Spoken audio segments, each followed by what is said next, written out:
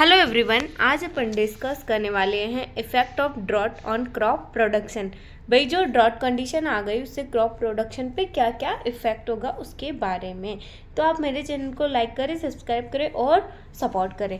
तो अपन crop production में क्या क्या इफेक्ट होता है ड्रॉट का। अगर मॉइस्चर स्ट्रेस कंडीशन आ गई तो उसमें वाटर डिफिशियंसी हो जाएगी, फोटोसिंथेसिस कम होगा, यील्ड रिड्यूस हो जाएगी, उसकी जो मेटाबॉलिक रिएक्शन है उसमें चेंज हो जाएगा, हार्मोनल चेंज हो जाएगा। और उसके बाद में उसमें जो उसकी रूट या फिर सूट ग्रोथ है, लीफ ग्रोथ है, उसमें भी इफेक्ट देखने को मिलेगा काफ़ी ज़्यादा, क्योंकि उसकी जो भी फंक्शनल और स्ट्रक्चरल जो क्रिया है प्लांट की उसमें इफेक्ट होगा ड्रॉट कंडीशन का। जैसे कि सबसे फर्स्ट में अपन डिस्कस करेंगे वाटर रिलेशन के बारे में।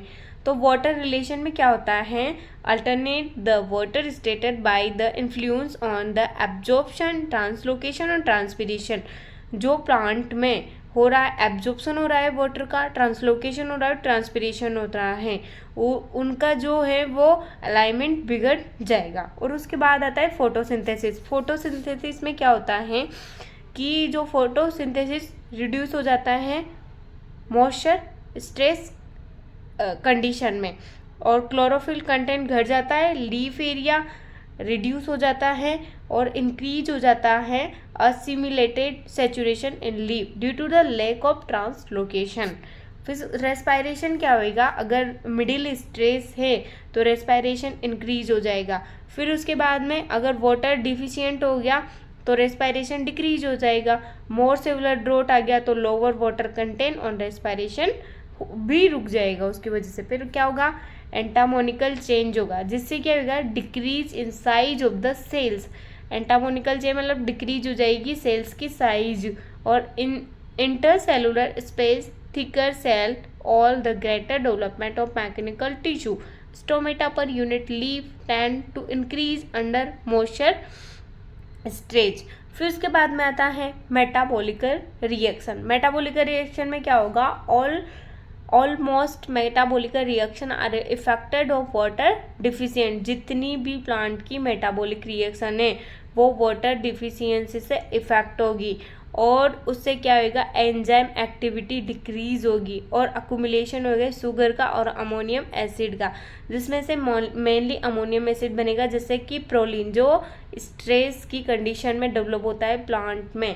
फिर हार्मोनल रिलेशन में क्या होगा कि जब वाटर की डिफिशियंसी होगी तो प्लांट में दो हार्मोन इंक्रीज हो जाएंगे, एब्सिसिक एसिड और इथाइलिन प्रोड्यूस होगा। एब्सिसिक एसिड तो क्या करेगा, जो उसकी मिनिमाइज करेगा टिश्यूज़ को, वाटर लॉस को रोकेगा, और जो इथाइलिन है वो क्या करेगा, जो भी फ्रूट है या लीफ है उनको ड्रॉप होने से रोकेगा। फिर न्यूट्रिशनल में क्या हो गया, न्यूट्रिशन में क्या होगा कि जो भी नाइट्रोजन फिक्सेशन हो रहा है लेग्यूमिनेसी क्रॉप्स में या फिर अदर क्रॉप्स में, उसमें क्या होगा, मॉइस्चर की स्ट्रेस में वो रिड्यूस हो जाएगा। और जो अगर मेनली लेग्यूमिनेसी प्लांट्स में देखा जाए तो लैग हीमोग्लोबिन की जो नोडुल्स होती है वो बिल्कुल छोटी छोटी होगी, जिससे नाइट्रोजन फिक्सेशन पे इफेक्ट होगा।